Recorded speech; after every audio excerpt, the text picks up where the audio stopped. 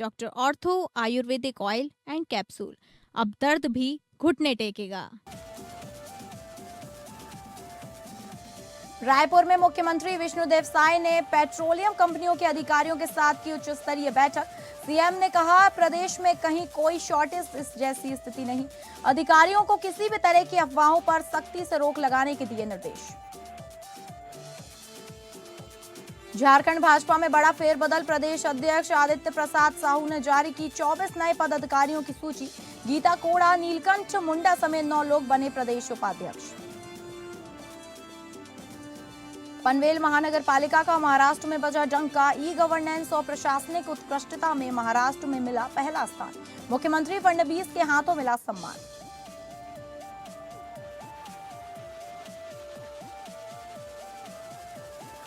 नमस्कार, आप सभी का स्वागत है स्टेट लाइव में और मैं हूं आपके साथ अंकिता सिंह। स्टेट लाइव की शुरुआत करेंगे छत्तीसगढ़ की खबरों से, जहां छत्तीसगढ़ की रायपुर से खबर आ रही है सामने, जहां मुख्यमंत्री विष्णुदेव साय जशपुर के दौरे पर रवाना हो गए हैं।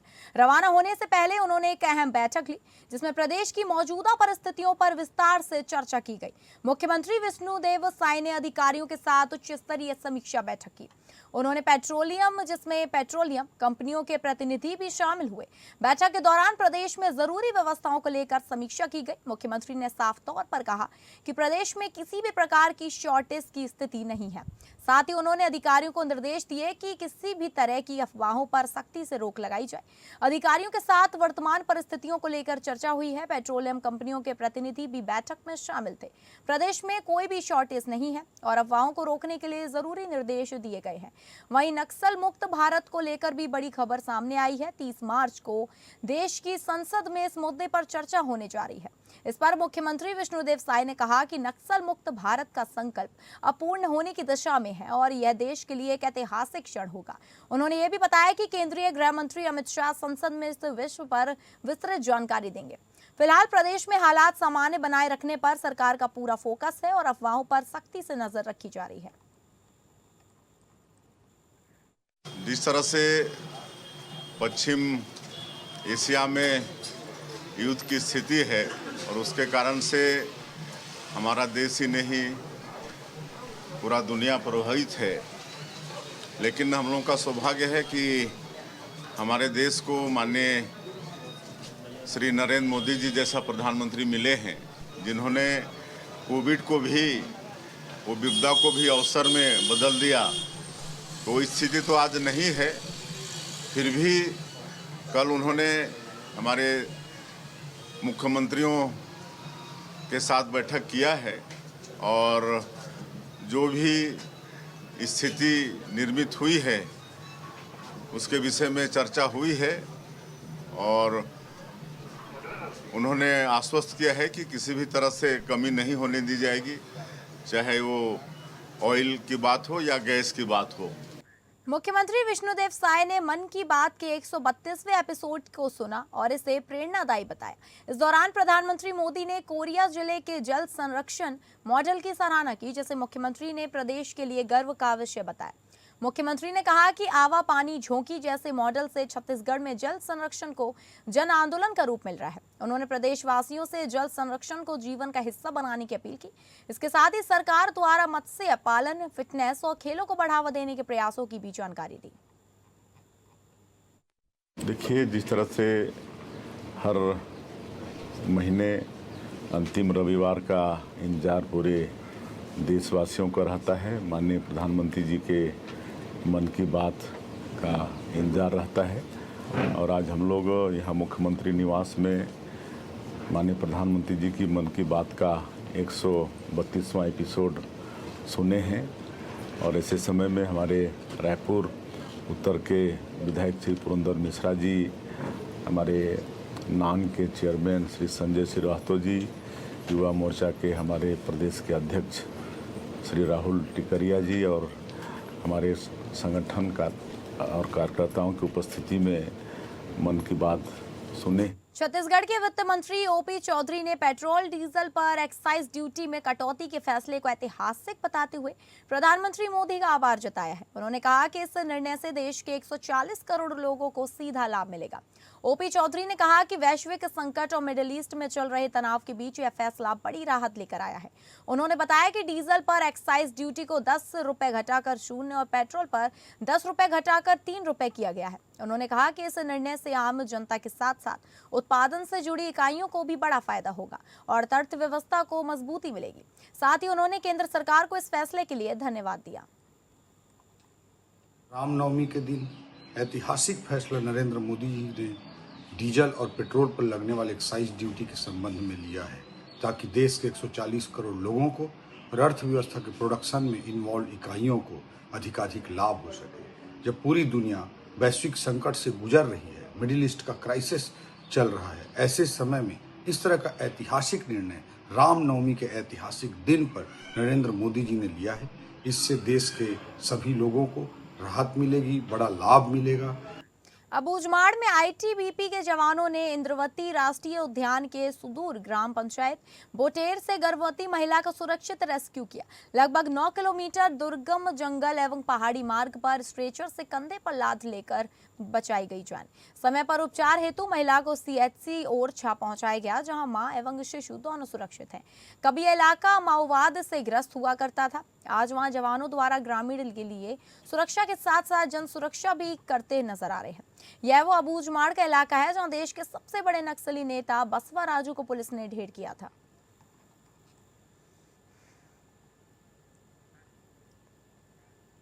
छत्तीसगढ़ के नक्सल प्रभावित इलाके से एक ऐसी तस्वीर सामने आई है जो दिल को छू लेने वाली है, जहां एक तरफ नक्सलवाद की खबरें अक्सर हिंसा से जुड़ी होती हैं, वहीं दूसरी तरफ पुलिस जवानों ने इंसानियत की मिसाल पेश की है। जहां जंगल में भटक रहे कुछ नक्सली जब भूख और प्यास से परेशान थे, तब पुलिस जवान उनके लिए मददगार बनकर सामने आए। बताया जा रहा है कि आत्मसमर्पण से पहले इन नक्सलियों ने संपर्क किया, जिसके बाद पुलिस ने उन्हें न सिर्फ सुरक्षित बाहर निकाला बल्कि पहले उन्हें भोजन भी कराया। जवानों और नक्सलियों के साथ बैठकर खाना खाने का वीडियो अब सोशल मीडिया पर तेजी से वायरल हो रहा है।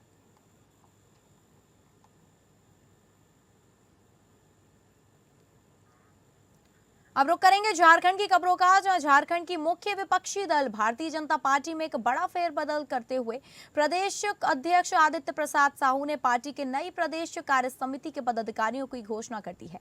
जानकारी के अनुसार प्रदेश अध्यक्ष ने यह फैसला भाजपा के राष्ट्रीय अध्यक्ष नितिन नवीन की सहमति से लिया है, जिसके तहत नए पदाधिकारियों की जारी सूची में 9 उपाध्यक्ष, 3 महामंत्री, 9 मंत्री, 1 प्रदेश कोषाध्यक्ष, 1 प्रदेश कार्यालय मंत्री और 1 प्रदेश सह कार्यालय मंत्री बनाए गए हैं, जिनमें से राकेश प्रसाद, नीलकंठ सिंह मुंडा, आभा महतो, बालमुकुंद साहे, भानु प्रताप शाही, प्रदीप वर्मा, सुनील सोरेन, मुनेश्वर साहू और गीता कोड़ा को प्रदेश उपाध्यक्ष बनाया गया है। तो वहीं गणेश मिश्रा, अमर कुमार बाउरी और मनोज सिंह को प्रदेश महामंत्री बनाया गया है। सूची के अनुसार दिलीप वर्मा, शैलेंद्र सिंह, सरोज सिंह, सुनीता सिंह, अमरदीप यादव, कृष्णा महतो, अमित सिंह, मनीर उरांव, शालिनी को प्रदेश मंत्री बनाया गया है। इसके अलावा प्रदेश कोषाध्यक्ष के रूप में दीपक बंका को चुना गया है, तो प्रदेश कार्यालय मंत्री हेमंत दास बने हैं और सूरज गुप्ता को प्रदेश सह कार्यालय मंत्री बनाया गया है। बताते चलें कि प्रदेश भाजपा द्वारा जारी की गई आधिकारिक सूची के मुताबिक कुल 24 पदाधिकारी का चयन किया गया है। राजधानी रांची के मोरहाबादी मैदान में 17वें India international mega trade fair का शनिवार को शुभारंभ किया गया, जो आगामी 6 अप्रैल 2026 तक प्रतिदिन दोपहर 1 बजे से रात 9 बजे तक खुला रहेगा। Federation of Jharkhand chamber and GS marketing के संयुक्त तत्वाधान में आयोजित इस ट्रेड फेयर का उद्घाटन मुख्यमंत्री हेमंत सोरेन की पत्नी एवं गांधी विधायक कल्पना सोरेन के हाथों किया गया। इस अवसर पर उन्होंने कहा कि राजधानी रांची में ट्रेड फेयर का आयोजन से नेशनल एंड इंटरनेशनल उत्पादन को देखने के और खरीदने का अवसर मिलता है। यह ट्रेड फेयर झारखंड के लिए एक बड़ा फेयर बनेगा और वो भी इस ट्रेड फेयर में भी कई साल पहले खरीदारी करने आई थी। इसलिए इस ट्रेड फेयर से लगाव अधिक है। साथ ही विधायक ने कहा कि उन्हें झारखंडी होने का गर्व है। भारत के मानचित्र पर झारखंड की तस्वीर अलग उभरी है। इसी बीच मुख्यमंत्री के दावेस की यात्रा का जिक्र करते हुए पत्नी कल्पना सोरेन ने कहा कि झारखंड को एक विकसित राज्य के रूप में प्रदर्शित किया गया है। सीएम के नेतृत्व में विश्व को दिखाया गया है कि झारखंड एक विकसित राज्य के रूप में उभर रहा है और यहाँ उद्योग एवं व्यापार की असीम संभावनाएं हैं। इसके अलावा कल्पना सोरेन ने federation of Jharkhand, chamber of commerce and industries के योगदान की सराहना करते हुए कहा कि दावेस यात्रा को सफल बनाने में चैम्बर की भूमिका बेहद महत्वपूर्ण रही है। उन्होंने विशेष रूप से चैम्बर अध्यक्ष आदित्य मल्होत्रा और महासचिव रोहित अग्रवाल के प्रयासों की प्रशंसा करते हुए कहा कि दोनों को ने झारखंड की विकास यात्रा में सक्रिय सहभागिता निभाई है। इसके अलावा कार्यक्रम में स्वागत भाषण देते हुए चैम्बर अध्यक्ष आदित्य मल्होत्रा ने कहा कि ट्रेड फेयर में देश विदेश के व्यापारी अपने अपने उत्पादों के साथ पहुंचे हैं। मेले में 35,000 से अधिक यूनिक प्रोडक्ट्स प्रदर्शित किए जा रहे हैं, जहां 12 देशों और 15 राज्यों के स्टॉल लगाए गए हैं, जो लोगों के आकर्षण का केंद्र बने हुए हैं। झारखंड को मैन्युफैक्चरिंग हब बनाने की दिशा में काम किया जा रहा है। उद्घाटन से पहले ही दिन बड़ी संख्या में लोग मेले पहुंचे हैं। लोगों ने अलग अलग स्टॉल पर जमकर खरीदारी की और विदेशी उत्पादों में खास दिलचस्पी दिखाई, जहां अफगानिस्तान के ड्राई फ्रूट्स, ईरान का केसर, दुबई के अत्तर और परफ्यूम, थाईलैंड के exclusive items, furniture, real estate और home decor, kitchen appliances, automobile, साड़ियां, bedsheet, marble items, massage chair और इलेक्ट्रॉनिक उत्पाद बिक रहे हैं। इंटरनेशनल ट्रेड फेयर लगा है जो बहुत महंगा है और ये हर साल यहाँ आयोजित किया जाता है। आज मैं यहाँ आई हूँ और मुझे बहुत प्रसन्नता हो रही है क्योंकि इस आयोजन के लिए हम लोग सब लोग बहुत प्रतीक्षा भी करते हैं और इस आयोजन में सिर्फ आप देश नहीं, आप विदेशों के भी सामग्री और आप उनसे उनकी चीजों को समझने और खरीदने का मौका भी मिलता है। तो मैं आप सभी को, झारखंड के सभी वासियों को, आप सभी को, आई थिंक 12 दिन का होने वाला है कार्यक्रम, तो आप सभी से आवेदन रहेगा कि आप लोग आइए और यहाँ इसमें मेगा ट्रेड फेयर का मजा लीजिए। बलियापुर थाना क्षेत्र अंतर्गत भिखराजपुर में शुक्रवार को रामनवमी जुलूस में शामिल लोगों पर पथराव के मामले में पुलिस ने बड़ी कार्रवाई की। मामले में पुलिस ने 20 आरोपियों को गिरफ्तार किया है। पुलिस ने गिरफ्तार आरोपियों को शहर में परेड भी कराई। रस्सी से बांधकर आरोपियों को सड़क पर घुमाया गया। वहीं रामनवमी जुलूस में पथराव की घटनाओं के बाद इलाके में तनाव का माहौल बना हुआ है। तकरीबन 18 से 20 लोगों को जेल भेजा जा रहा है ना। कल जो भगदड़ हुई है, कल जो क्या होता है, सांप्रदायिक माहौल को बिगाड़ने की कोशिश किया गया है, तो उसमें केस हुआ है और 2 केसेस के संबंध में यहाँ पे जितने लोग आप देखें उन लोगों क्या होता है जेल भेजा जा रहा है।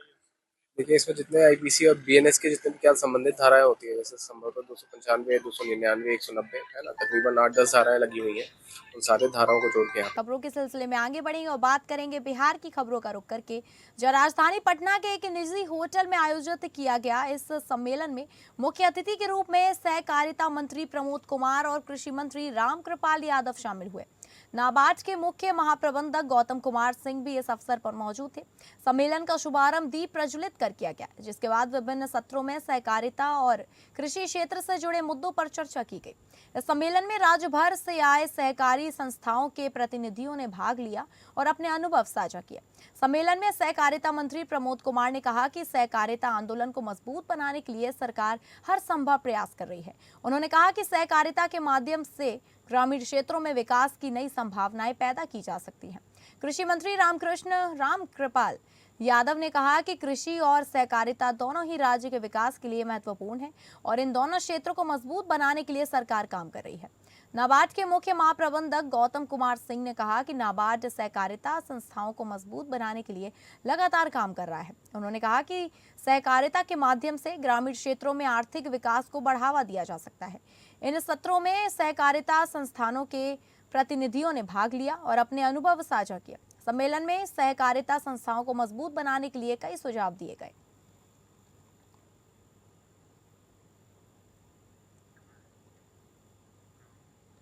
बिहार के भोजपुर जिले में कानून व्यवस्था को दुरुस्त करने के लिए पुलिस प्रशासन पूरी तरह एक्शन मोड में है। इसी कड़ी में आज भोजपुर एसपी ने धनगाई व थाना का वार्षिक निरीक्षण किया। इस दौरान उन्होंने न केवल फाइलों को खंगाला बल्कि पुलिस अधिकारियों को सख्त लहजे में पारदर्शिता और कर्तव्य निष्ठा का पाठ भी पढ़ाया। निरीक्षण की शुरुआत थाना परिसर की साफ सफाई के जायजे से हुई। एसपी ने कार्यालय व्यवस्था और CCTV-CCTNS प्रणाली की बारीकी से जांच की। थाने के महत्वपूर्ण अभिलेखों, अपराध नियंत्रण से संबंधित तख्तियों एवं अन्य सरकारी दस्तावेजों का गहन अवलोकन किया गया। उन्होंने रिकॉर्ड के बेहतर रखरखाव को लेकर संतोष व्यक्त किया। साथ ही जहां कमी पाई गई वहां सुधार के निर्देश दिए। उन्होंने सख्त निर्देश दिए कि इस हर मामले का अनुसंधान निष्पक्ष और प्रभावी होना चाहिए। उन्होंने स्पष्ट किया कि मामलों के निष्पादन में किसी भी तरह की देरी बर्दाश्त नहीं की जाएगी।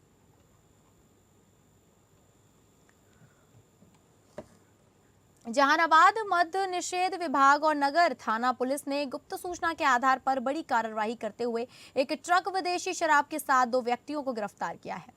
जहानाबाद पुलिस और मद्य निषेध विभाग की संयुक्त कार्रवाई में पुलिस ने 511 कार्टून विदेशी शराब जो हरियाणा निर्मित ट्रक से भरी मात्रा में छिपाकर लाई जा रही थी। इस दौरान ट्रक चालक समेत 2 लोगों को गिरफ्तार किया गया। जानकारी के अनुसार गया की ओर से आ रहे एक संदिग्ध ट्रक को राजा बाजार बाईपास के समीप पुलिस ने रोका। तलाशी के दौरान ट्रक में भूसे के नीचे बड़ी चालाकी से 511 कार्टून विदेशी शराब छिपाकर रखी गई थी। इसके बाद पुलिस ने ट्रक को जब्त कर नगर थाने लेकर आई। पुलिस द्वारा सख्ती से पूछताछ किए जाने पर चालक धर्मेंद्र कुमार और उपचालक कारण ने पुलिस को बताया कि वह अमृतसर से शराब लेकर मुजफ्फरपुर जा रहा था। फिलहाल पुलिस दोनों आरोपियों से पूछताछ कर रही है और इस अवैध कारोबार से जुड़े अन्य लोगों की तलाश में जुटी हुई है। पुलिस की इस कार्रवाई से शराब तस्करों में हड़कंप मच गया है।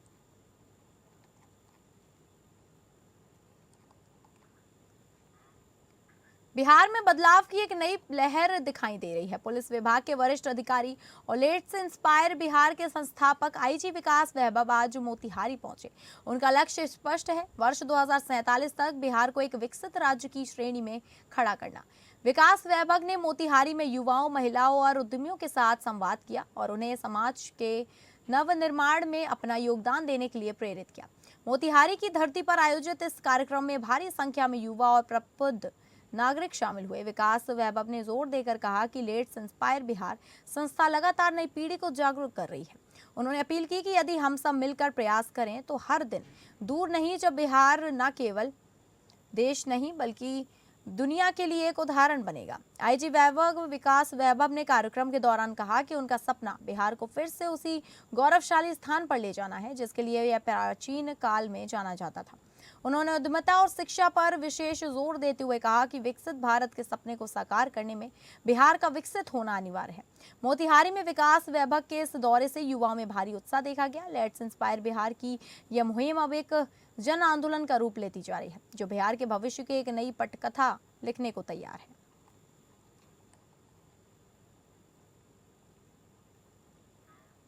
मुजफ्फरपुर पुलिस ने अपराधियों के खिलाफ अपनी कमर कस ली है। उत्तर बिहार की लाइफलाइन मानी जाने वाली बाजार समिति और अहियापुर थाना क्षेत्र को अपराध मुक्त बनाने के लिए एसएसपी कांतेश कुमार मिश्रा ने शनिवार को नवनिर्मित टीओपी का फीता काटकर विधिवत शुभारंभ किया। इस अवसर पर एसएसपी के साथ सिटी एसपी मोहिबुल्ला अंसारी, नगर डीएसपी विनीता सिन्हा और अहियापुर थानाध्यक्ष रोहन कुमार समेत पुलिस विभाग के कई आला अधिकारी मौजूद थे। एसएसपी कांतेश कुमार मिश्रा ने बताया कि बाजार समिति पूरे उत्तर बिहार को प्रमुख आर्थिक केंद्र है। यहाँ भारी लेन देन और व्यापारियों की सुरक्षा हमारी प्राथमिकता है। अब इस स्थायी पिकेट से इलाके में 24 घंटे गश्त रहेगी और अपराधियों में पुलिस का खौफ साफ दिखेगा। अहियापुर और बाजार समिति का इलाका पूर्व में बड़ी लूट की वारदातों का गवाह बना रहा है। व्यापारियों को शाम होते ही सुरक्षा की चिंता सताने लगती है। सिटी एसपी ने स्पष्ट किया कि अब पुलिस रिस्पांस टाइम काफी कम हो जाएगा जिससे आम जनता और कारोबारियों में विश्वास बढ़ेगा।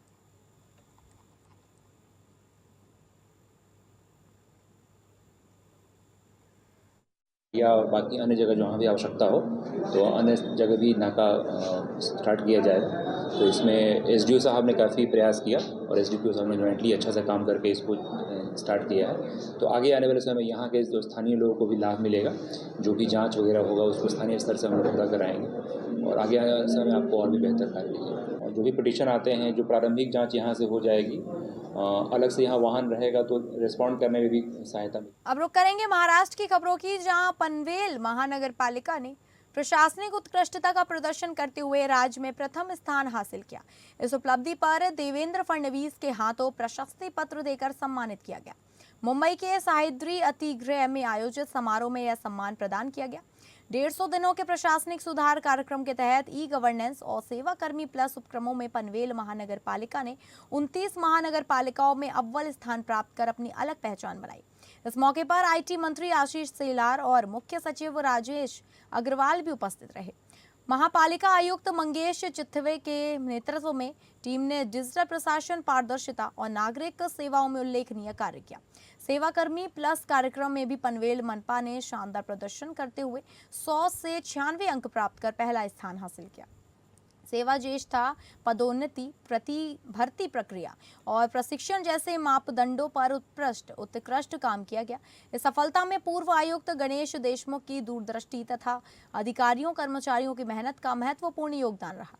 इस प्रतियोगिता का मूल्यांकन द्वार पारदर्शी तरीके से किया गया। आयुक्त मंगेश चितले ने कहा कि यह सफलता केवल रैंक तक सीमित नहीं है, बल्कि पारदर्शिता, कार्यक्षमता और नागरिक केंद्रित सेवाओं का परिणाम है।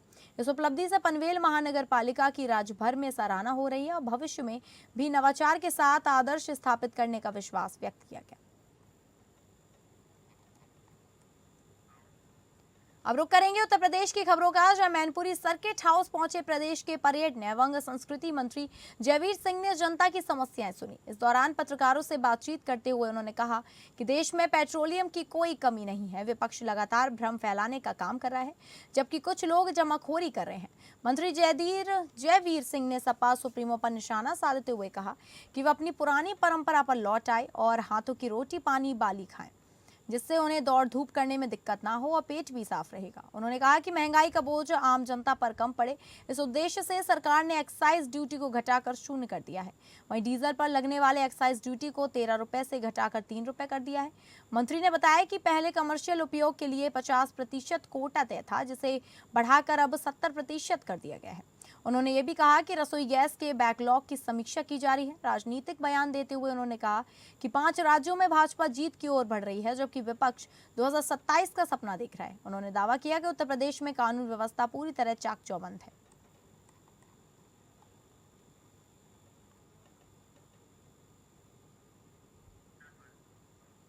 3 दिवसीय प्रवास पर कानपुर पहुंचे भारत के पूर्व राष्ट्रपति रामनाथ कोविंद ने अपने दूसरे दिन चंद्रशेखर आजाद कृषि एवं प्रौद्योगिक विश्वविद्यालय में आयोजित MSME internship conclave and exhibition में प्रतिभाग किया। इस दौरान उन्होंने प्रदर्शनी में लगे विभिन्न स्टॉलों का अवलोकन किया और नवाचारों की सराहना की। पूर्व राष्ट्रपति ने कहा कि इस प्रकार की प्रदर्शनी उद्यमिता की दिशा में पहला महत्वपूर्ण कदम है। उन्होंने खुशी जताते हुए कहा कि प्रदेश और केंद्र सरकार की योजनाओं का लाभ युवाओं तक पहुंचा रहा है, जिससे उन्हें स्वरोजगार के नए अवसर मिल रहे हैं। उन्होंने विश्वास व्यक्त किया कि इस पहल से कानपुर के युवाओं को रोजगार के बेहतर अवसर प्राप्त होंगे। रामनाथ कोविंद ने 1 डिस्ट्रिक्ट 1 प्रोडक्ट योजना का उल्लेख करते हुए स्थानीय उत्पादों को बढ़ावा देने पर जोर दिया। साथ ही उन्होंने कैबिनेट मंत्री राकेश सचान ने ऐसे आयोजन निरंतर कराते हुए रहने की बात कही, ताकि युवाओं को आगे बढ़ने का मंच मिल रहे। इस मौके पर कैबिनेट मंत्री राकेश सचान ने भी पत्रकारों इस सरकार की योजनाओं को युवाओं तक पहुंचाने और उन्हें आत्मनिर्भर बनाने की प्रतिबद्धता दोहराई।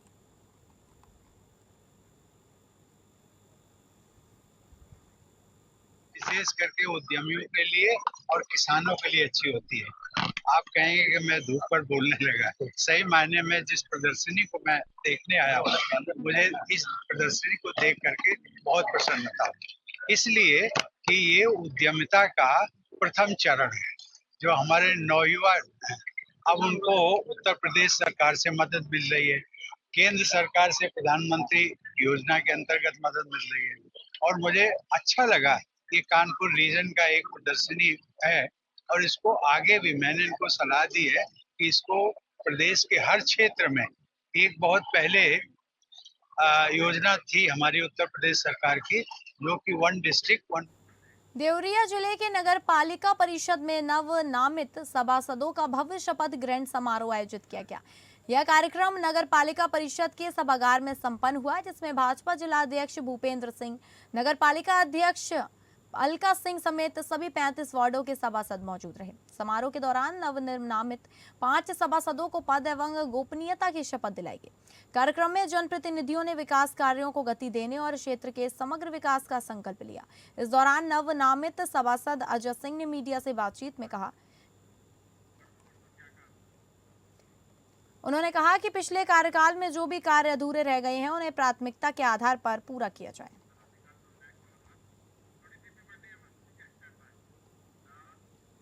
विश्व हिंदू परिषद के तत्वाधान में आयोजित प्रेस वार्ता में अंतर्राष्ट्रीय संगठन महामंत्री मिलिंद पांडे ने देश के समक्ष जनसंख्या असंतुलन को एक गंभीर और दूरगामी प्रभाव वाला विषय बताया।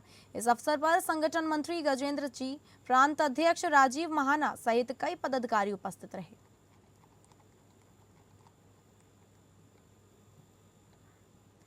दो 2004 में लखनऊ में फायरिंग के मामले में मुख्तार अंसारी ने कृष्णानंद राय, ब्रजेश सिंह पर हत्या का प्रयास, बलवा आदि की धाराओं में एफआईआर दर्ज कराई थी। मामले में आज एमपी एमएलए कोर्ट ने सुनाया फैसला।